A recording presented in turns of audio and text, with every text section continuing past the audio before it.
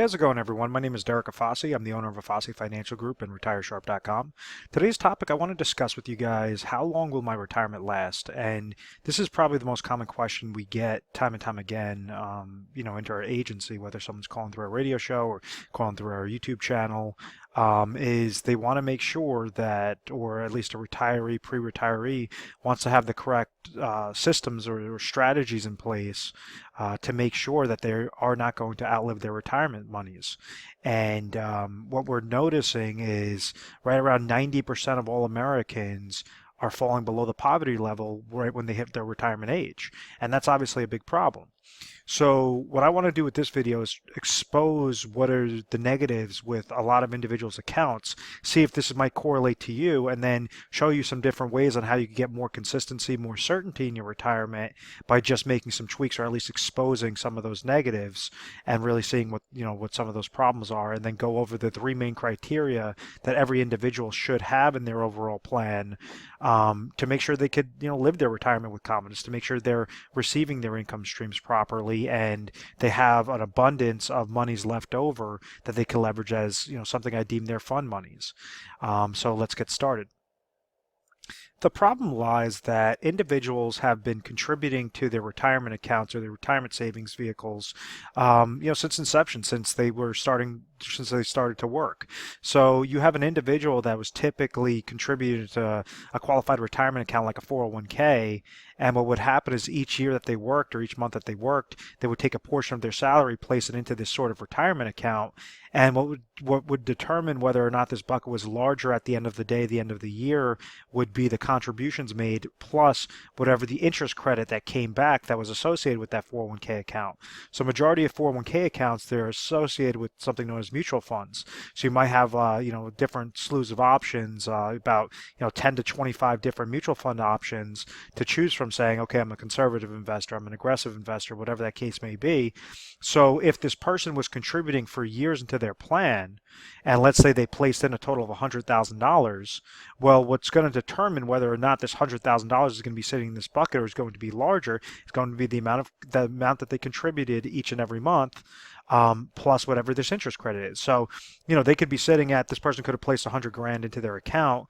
They could have $500,000 into their account, and then just like in 2008, you had a bad market loss that wiped this account clean, or basically hit this account down 50%. So now they're sitting at a $250,000 in their account. So these mutual fund performance, there's a couple of negatives that come with it beyond downward market losses, and that's something that a lot of individuals didn't realize in the 1980s and 90s because they kept seeing their accounts go up. They were realizing that the stock market was excellent, the mutual fund performance was really good. Anything that they'd be investing in, they seemed like they were financial gurus, just basically picking anything, and they would see a positive rate of return. So what happened was individuals trusted the market and thought that as long as they throw monies at their 401k, at their qualified retirement accounts, that that money should always be going up. And what we've noticed in more recent years, especially since 2000, is no, it's not guaranteed. It's nothing more than a stock market casino. And ultimately, you had Wall Street that got very wealthy by setting individuals up with these plans and implementing these sorts of qualified retirement accounts. So when it comes time for retirement, an individual might have monies like non-qualified monies if they sold a house or they sold a business. Well, that might be a portion of their monies. Or majority of them have some sort of retirement assets, such as their 401k, their IRA, their Roth IRAs, 403bs, TSPs, etc. All those different sorts of accounts that are just essentially sitting there. And now this individual is coming to the point of, okay, I understand I have to at least be more conservative with my money. I don't want to leave it to chance, but how exactly do I pull this money out to make sure that it's going to last as long as I do? And this is the problem time and time again, that individuals are siphoning out these monies. They're still leaving their money at some sort of risk, some sort of speculation, and there's nothing guaranteed about those monies. And on top of it, they're paying mutual fund related fees. They're paying high advisor fees. They have that downward market loss potential. They're trying to pull money from an account, so they don't know how much money to pull out, properly. So there's just a big problem that's associated there. The point that I want to try to make is, you don't have to utilize your retirement assets and your cash accounts into this risk. It's not necessary, especially when you're looking to retire, when you're, 10, 5, 1 year out, currently in retirement. There's ways on how you could go and leverage your monies into specifically designed plans that will be set up for either max income, for safe accumulation, for a maximized death benefit, maximized legacy to your loved ones. There's a whole slew of different things that you could get more consistent returns that will give you more of that peace of mind, more of that certainty in retirement, rather than just say, oh, I got to leave my money in the market because that's what I'm so accustomed to doing when I was working. So what are the problems? What are the problems with the typical individual now? And then how exactly can you really, trigger in or focus in on those problems to then get some of these consistent returns, some of these consistent accounts that I'm speaking about? And it all goes through the factor of reverse dollar cost averaging. What happens is if you have a typical IRA account that's tied to mutual funds, well, those mutual funds are going to come at a specific cost. So according to Morningstar, the average mutual fund related fees in IRA accounts average right around 1.31%.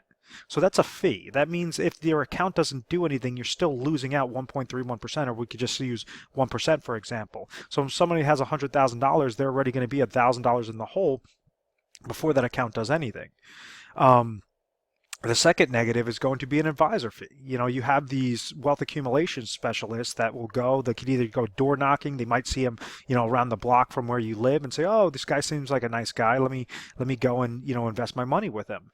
And the problem that we're seeing is, first off, you have Bloomberg that basically did a test, and they looked at all these different advisor fees, and they realized that the average advisor fee is about 1.18%. So right there, that's another fee. That's another negative to that person's account. So if they're sitting at $100,000, let's say they have mutual fund related fees of $1,000, they have advisor fees of $1,000, that's already minus $2,000 in the hole before that person's doing anything, before they're pulling money out, before the account's even performing anything. So that brings me to the third negative. The third negative is downward market loss. And this is something that's very real, especially with, you have this uncertainty of what's going on with the election. You have this uncertainty with the enormous economic deficit. You have technological boom, which lets individuals know what's going on with the corrupt CEO at their fingertips instantaneously. You have these mega computers that, you have these hedge fund managers that are getting super wealthy off of understanding a market trend a millisecond before anybody else does. So all of these things are going to create volatility. Typically, the emotions are going to create volatility in the market. And, we saw a downward market loss in 2008. We start seeing, a good gain in the market one week, a horrible loss in the market the next week. And that's volatility. This is downward market losses that you should not be accustomed to, especially if you're looking to live off of this money for income. So say in a given scenario that the market goes down 10% in the year that that person wants to retire, or let's say they lose $10,000 of a loss into their portfolio. So we could utilize the same example and say, okay, well, you have to pay the mutual fund related fees of $1,000, the advisor fee of $1,000, and let's say that your account physically lost $10,000. Well, that means you're $12,000 in the hole before you actually start pulling money out. That last aspect is, or second to last aspect, is income. How exactly do you know how much money to pull out? What exactly is the correct dollar amount that you should be pulling out each year? You could look online, you could look at financial publications. They talk about something known as the prudent man's rule. And what it states is that, and this has actually been disproved, is that if you leave your money into some sort of speculation, that you should be able to comfortably pull out about 4% per year and, not outlive your money. That money should last you for at least the next 20, 30 years. And it's already been disproved because of the lost decade between 2000 and 2010 or 2001 to 2011. This has actually been disproved, where individuals have to actually take less money than 4% off of their assets to, have a fighting chance to say, okay, can I at least not outlive this money?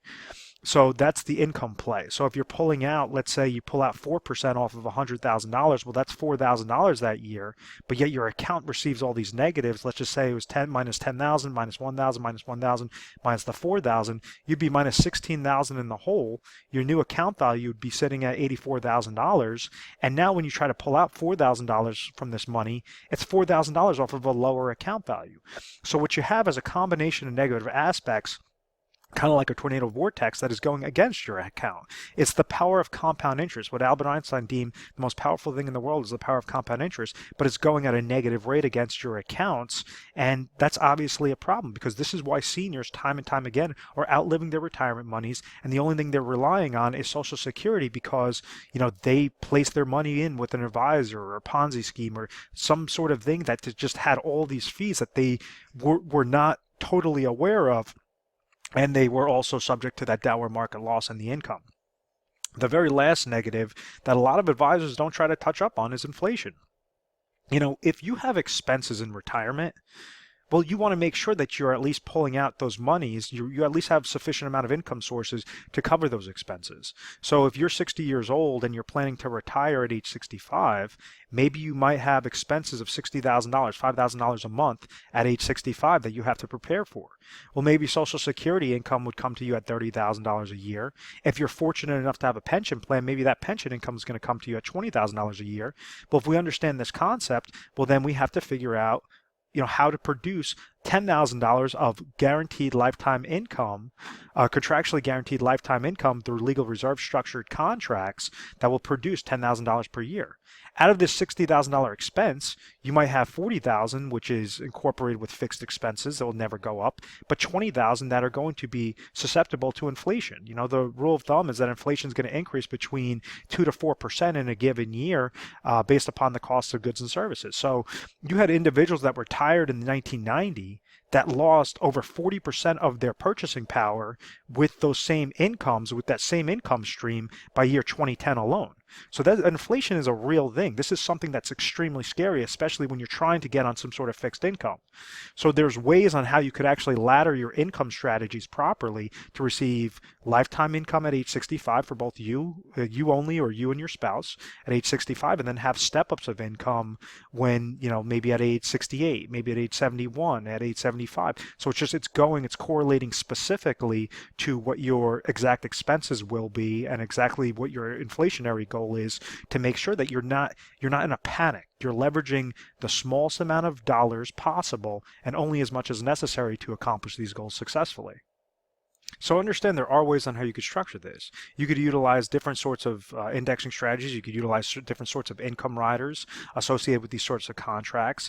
And this last point is that I always make, as I say, there's 3 major things that you need to make sure that your plan covers. And that's income first and foremost. It has to be the most important thing, because if you guys keep living and living and living and living, you run that risk of outliving your retirement dollars. If you go and you say, okay, well, hopefully the market's going to go up, it's not going to have any any downward market losses, anything like that, that's not being realistic. You have to prepare for the worst case scenario so that you're confident when the market crashes, you're completely fine. Your account is it's not hindered. You're not paying, miscellaneous fees. You're not paying fees to advisors or mutual fund related fees. It's something that's not correlated to the market.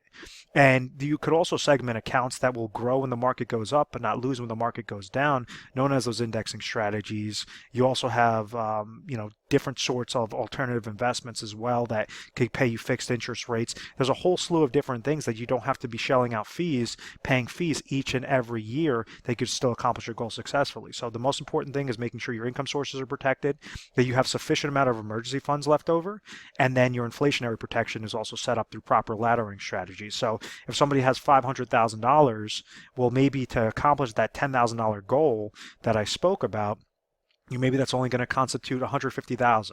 So now this person has $350,000 left. Out of that, maybe they want to place another, $150,000 into emergency funds in case of an oh my gosh moment. Well, now that's going to leave $200,000 that they could play around with. Now they could use as their fund monies. If they want to go into speculation, if they want to go into alternative investments, if they want to go into safe, consistent planning with good, safe, consistent growth, or utilize some sort of death benefit maximization plans, now you have these monies segmented properly. The worst thing, and what the big mistakes that individuals make, is they take their full nest egg and they throw it all into one segment, all into one sort of goal, and it's just not going to be feasible. It doesn't make sense to do so. You want to avoid the negatives. You want to make sure that you're properly retiring, and that's some of the things that we go over, and we try to expose the negatives that you guys might have with your current situation, or just let you know, hey, listen, what you're doing is perfect. You're going to get to that finish line successfully, and there's no need to sweat about downward market losses or these fees. Everything is actually going according to plan and according to your goals. So at any point in time you found value in this video, please feel free to give us a call, 1-800-566-1002. We offer 24/7 customer service. We deal with clients on a national basis, so we make sure that we could help you out, at any time, mornings, nights, weekends, holidays, whatever that case may be. And we'll break down these plans. We'll break down, kind of to understand the negatives and how to accomplish your goals successfully. At the end of the day, even if that means you just want a second opinion to say what I'm doing is correct, that's what we're here for. And this is why we're A+ rated on the Better Business Bureau. We've always had very good reviews. We've never had any complaints. It's because of our methodical process. We like to educate first and foremost so you guys can make informed decisions and go from there. Feel free to subscribe to our YouTube channel, Retire Sharp, so you can have access to the most updated videos as well. And we look forward to helping you out. Also, at any point in time, if you guys want to request any free reports or free ebooks, we have a whole slew of them. We have about 10 different ebooks. Depending upon your situation, we could send it over to you, create personalized videos, personalized reports to make sure to help out with the educational process and give some good recommendations. So thanks so much, guys, and I look forward to speaking with you.